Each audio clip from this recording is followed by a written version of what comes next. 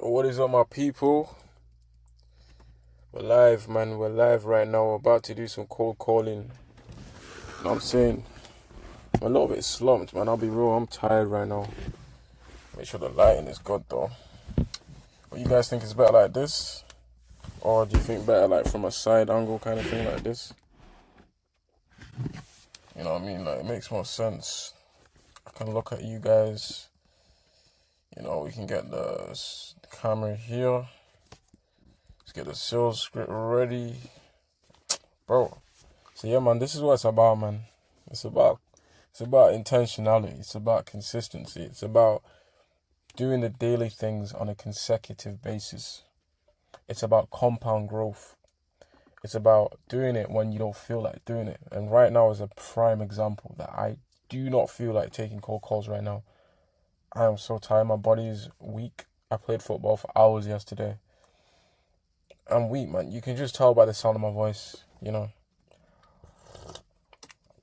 I'm drinking this dead coffee right now. It's so dead. But let's just get this done. Maybe the shades might help me, give me the illusion that I'm cool. I am pretty cool though, right?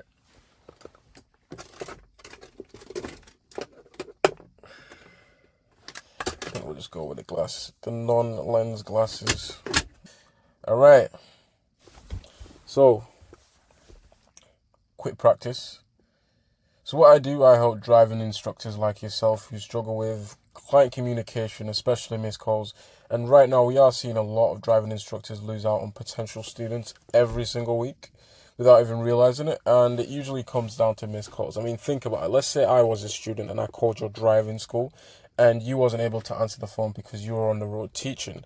I would literally move on to the next instructor in Google. So that's where I come in. I help instructors implement these smart AI systems that answer calls 24/7, handle inquiries, and even book appointments, making sure you don't lose out on any business that comes your way. Does that make sense? So just so we're on the same page, when you're on the road teaching and someone does call, what usually happens? And when you do, because usually at that point they'll say, "Oh, I just give them a text message, WhatsApp, you know," and and I'll be like, "Okay." So instead of going on to this question, I'll come like this, and I'll say, "And when you do call them back or text them back, are they usually still keen?" And they'll say, "Yeah, yeah, yeah." They'll just start chatting rubbish because they know it's a sales call. So they're trying to justify their crap follow-up sequences. And then I would say, "That's really interesting. Could you tell me a little bit more about that?" So right now I'm peeling back the layers. I'm trying to dig into what's really going on into the prospect's mind. I'm trying to peel back the layers as if they're onions. I'm trying to understand what they're thinking, right? Then I say, "That's really interesting. Could you tell me more about that? And why do you think that's happening?" And I just nod and I acknowledge and I'm present and I say, And then once they've told me more, I say, "I appreciate you sharing that just so I understand the full picture. How is this currently affecting your business on a day to day?" And then I sit back, I listen, I let them explain. I use their own fulfilling words to essentially sell themselves, to qualify themselves, because that's basically the whole point of the discovery section. I'm not only trying to sell to them, but I'm also trying to understand if this prospect needs the service that I serve. Sorry, needs the product that I serve or needs my services. So, and then I'll say, what is this challenge costing you? So, the whole reasoning behind this question, the whole logic behind asking this question is I'm trying to understand what budget they have. I'm trying to put a tangible metric behind what they think that this challenge is costing them, because the quicker I can do that, the more likely I can provide a solution to this problem with a tangible metric in pounds. Does that make sense? So that's the reason I asked that question. So I say it calmly, I let them define the cost, and then I say, "What do you mean by that? Tell me more." I just keep asking more questions because I'm trying to understand more. The more the prospect speaks, the easier it is for me to close the prospect. That's how sales works. So then these are the questions that I use in order for me to pitch the solution that I provide. So what we are charging the prospect is £297 for an AI voice agent, and it's £297 per month with a one-time payment of £500. But we can't just tell them the price without actually understanding the pain points, highlighting the pain points of the prospect, and using this value calculator to understand that we are actually saving them money. We're not just taking money away from them. If you just tell the client the price without justifying the solution that you are providing, this makes it more likely for the client to object with, it's too expensive, it's too much, we don't have the budget, that kind of thing. But the good thing is we do have these objections already here. So look, I can't afford it. You know what, George? I really appreciate you being honest.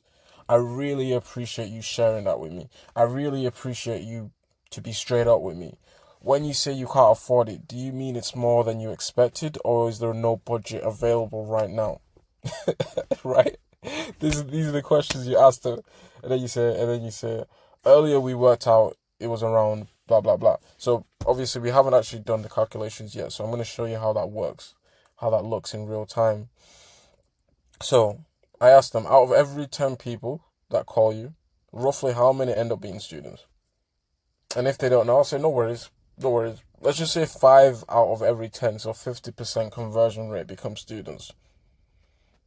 Is that fair enough? Okay, cool. On average, what would you say one student is worth to your business, right?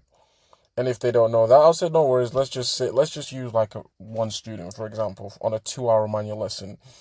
That's roughly around £58. Is that fair enough? Yeah, that's fine.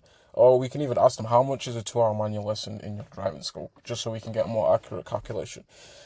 Okay.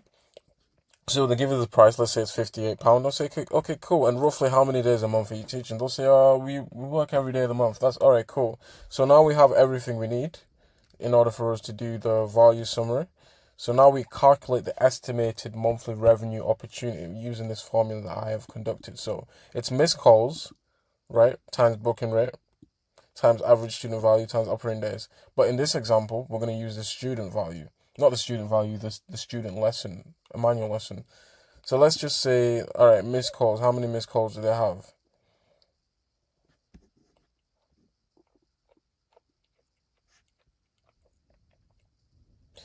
Wait, did we even ask them how many missed calls they have? What would actually, blah, blah, blah. Of every 10 people that inquire, roughly how many become students? So 50% conversion rate. So why is it missed calls then if we haven't even asked them missed calls? I guess at this point we would ask them this as well. So I would probably need to include that within the script. But we'll save that for a lot of time. So once we get the missed call value, by the way, the reason why I stopped there is because I thought my script would have had a question where I asked how many missed calls do they have as well. But to be fair, we do already ask that in the discovery. Look, that's one of the first questions we ask. Right? But I believe it's not good to ask that question first, from my experience, because you just get hit with resistance straight away. And the reason why I believe you get hit with resistance straight away off the back of that question is because it's one of the first questions you ask a prospect during a cold call. And initially, they're going to be defensive about it because you haven't established enough value within the call, because the call is literally just begun, right? So you only usually ask these kinds of questions when you've established enough trust and authority that you are the guy that they need to be talking to, that they trust you as the guy, the expert, right? So what I will do, I will switch these two, copy, right, and then I'll switch it here.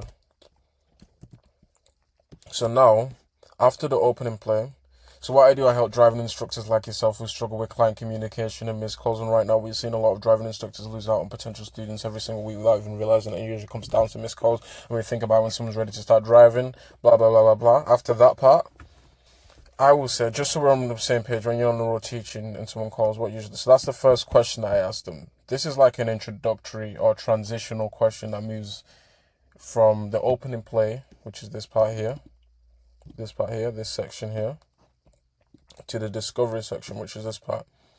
So once I've asked this question, I go straight here. Because I know after I've asked that question, they will say something like, oh, I'll text them, because they're always going to come with resistance. They're always going to come with defense. You know what I mean? And once they've done that, I can say, all right, when you do call, text them back, are they usually still keen? And I just keep peeling back layers. So that's how we're going to do it, right? Okay. So anyways, back to the calculation. So we work out the estimated monthly revenue opportunity. The reason why we do that is so that when we actually communicate the price, which is, as you can see here, £297 per month with a £500 one-time setup fee.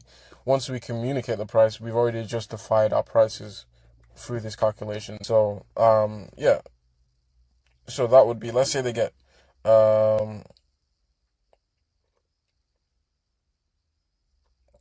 so this is for the month, right? Let's say they get, let's see, like 20 missed calls per month.